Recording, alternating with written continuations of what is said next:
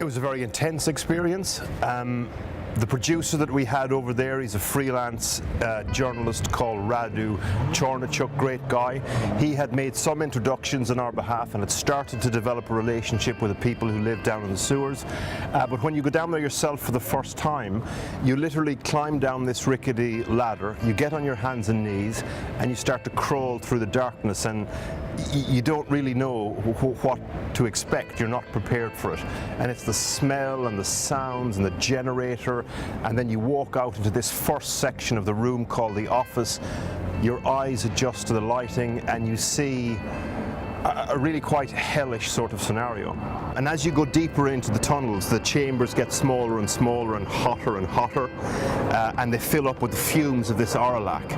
And that has an effect, to be honest with you. I mean, let's just say some of the final pieces to camera that we filmed were unusable.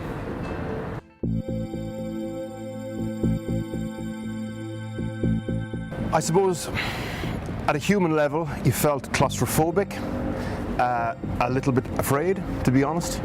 But after a few minutes you realised you're sort of in these people's homes, and you saw these sort of flashes of familial affection and warmth amongst these drug addicts, which was quite moving in a strange way. But ultimately it was a desperately, desperately sad place to be.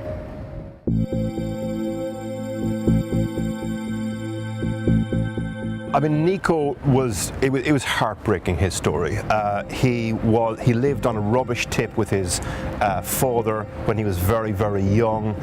The father was an alcoholic, he was abused, he was abandoned, he ran away, he ended up on the streets, he became addicted to this synthetic drug that they use, and then Bruce Lee befriended him, and a complicated relationship, sort of a father-son type relationship, but stranger than that.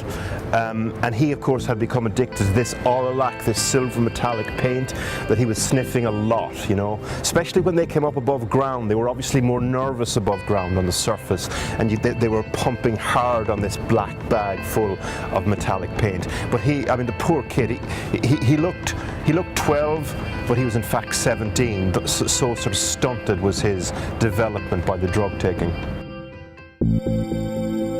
We wanted to challenge him more, to be honest with you, about his drug dealing and his behaviour generally, but it wasn't the place at the time. It was a volatile place. We couldn't challenge him to the extent that we wanted to, and we were on his patch, so to a certain extent he was calling the shots. He's not the kind of person you really ask questions to and get a nice clipped answer. He just talks and you have to listen.